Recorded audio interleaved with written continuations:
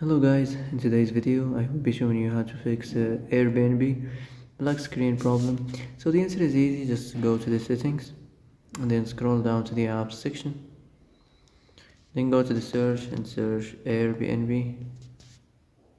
and then go to the storage and here you will find this clear cache option. Click on it. Now you can go check it if it worked, and if it didn't you can try to restart your phone or turn the Wi-Fi off and on, or the Bluetooth or the airplane mode. Also you can try to clear data, but be careful. If you clear data, all this application's data will be deleted. This includes all files, the settings, the accounts, the databases, etc. So be careful if you want to clear your data.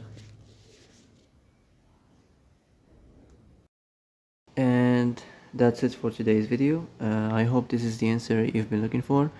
If you like this video, don't forget to like and subscribe, and see you in the next video. Thanks for watching.